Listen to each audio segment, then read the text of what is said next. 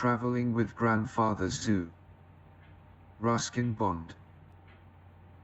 Reading. Do you have pets or would you like to have pets? Read about the adventures that take place when a family decides to travel with few of their exotic and uncommon pets. All aboard, shrieked Popeye, grandmother's pet parrot, as the family climbed aboard the Lucknow Express. We were moving for some months from Dira to Lucknow, and as grandmother had insisted on taking her parrot along, grandfather and I insisted on bringing our pets to a teenage tiger, grandfather's, and a small squirrel, mine. But we thought it prudent to leave the python behind. In those days, trains in India were not so crowded and it was possible to travel with a variety of creatures.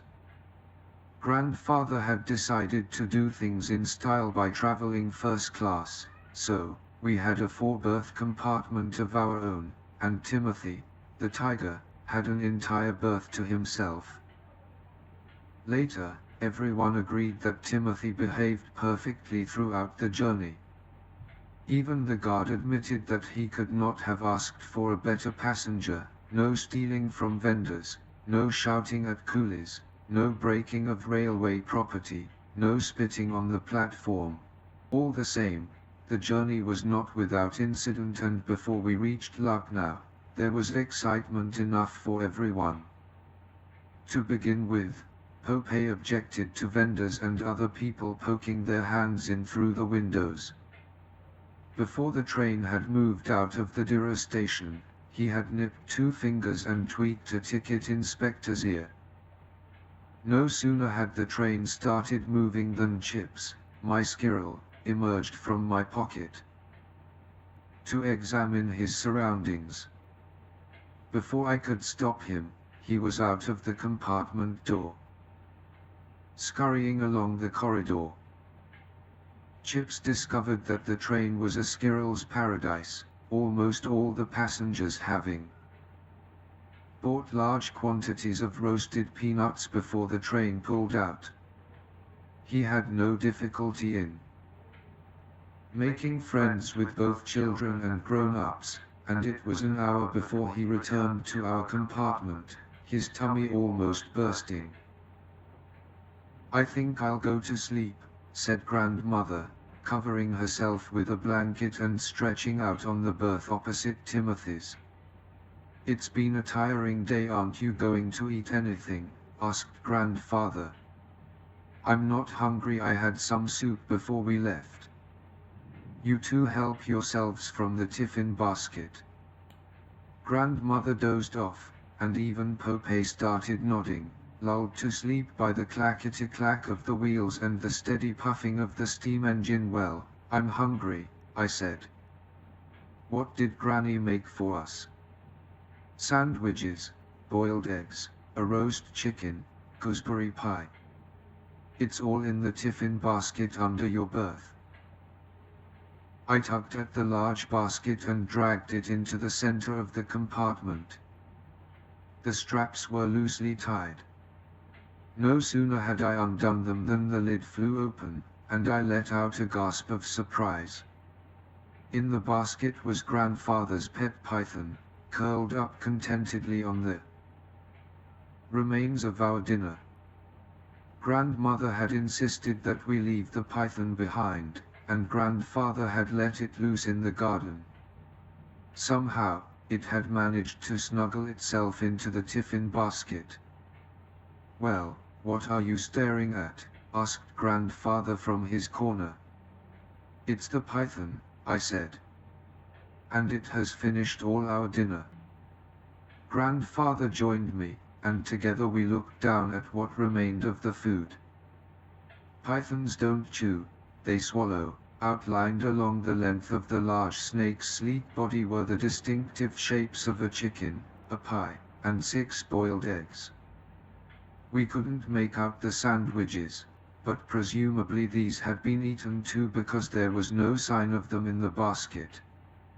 Only a few apples remained. Evidently, The python did not care for apples.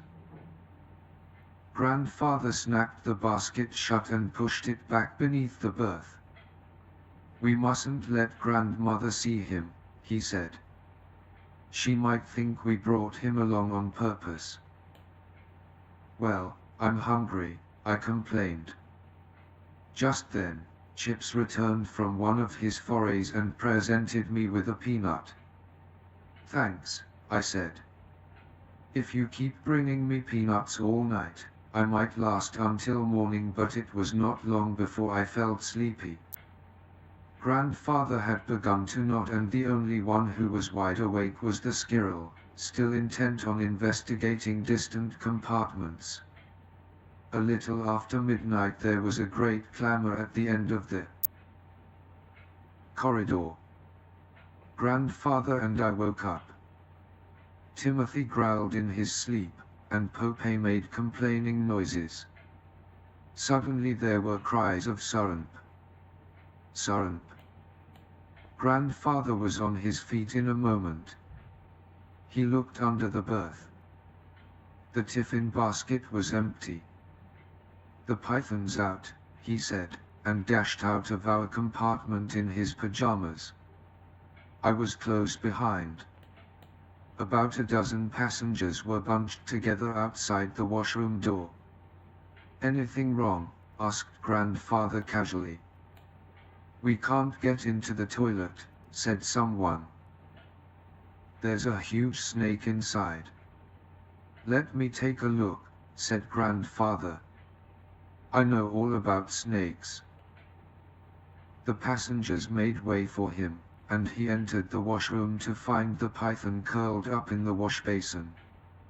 After its heavy meal it had become thirsty, and finding the lid of the tiffin basket easy to pry up, had set out in search of water. Grandfather gathered up the sleepy, overfed python and stepped out of the washroom. The passengers hastily made way for them. "Nothing to worry about," said Grandfather cheerfully. "It's just a harmless young python. He's had his dinner already, so no one is in any danger." And he marched back to our compartment with the python in his arms. As soon as I was inside, he bolted the door. Grandmother was sitting up on her berth. "I knew you'd do something foolish behind my back," she scolded. "You told me you'd got rid of that creature, and all the time you've been hiding it from me." Grandfather tried to explain that we had nothing to do with it, that the python had smuggled itself into the tiffin basket, but Grandmother was unconvinced. "What will Mabel do when she sees it?" she cried despairingly. My Aunt Mabel was a school teacher in Lucknow.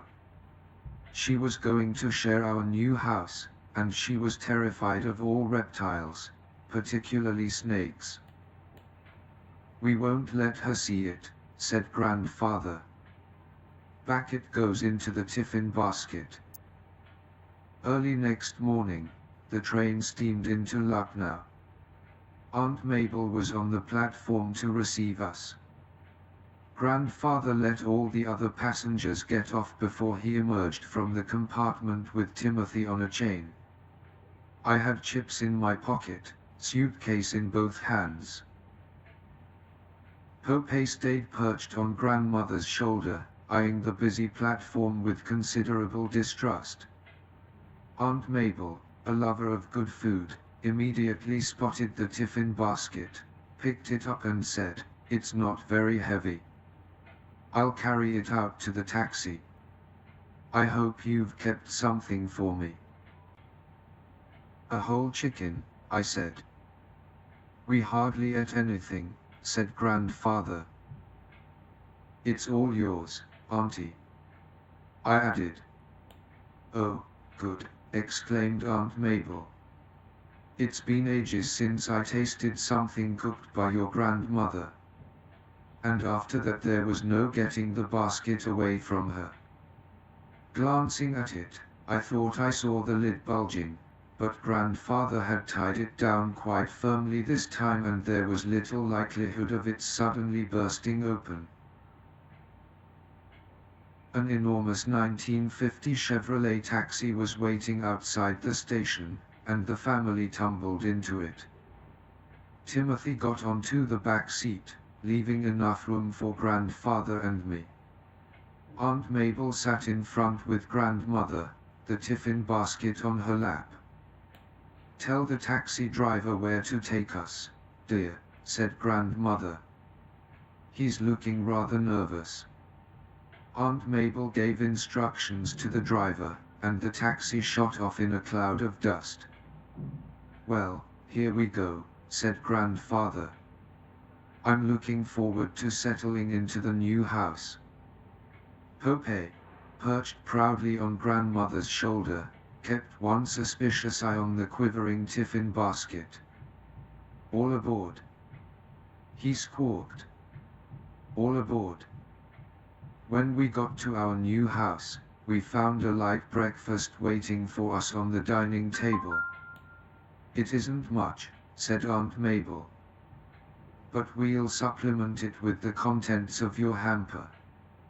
And placing the basket on the table, she removed the lid.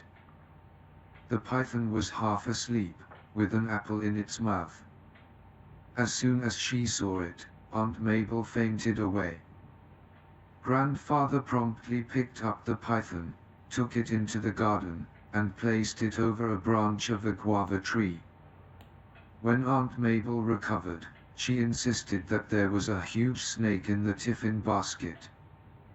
We showed her the empty basket. "You're seeing things," said grandfather. "It must be the heat," I said. Grandmother said nothing. But Popeye broke into shrieks of maniacal laughter, and soon everyone, including a slightly hysterical Aunt Mabel, was doubled up with laughter.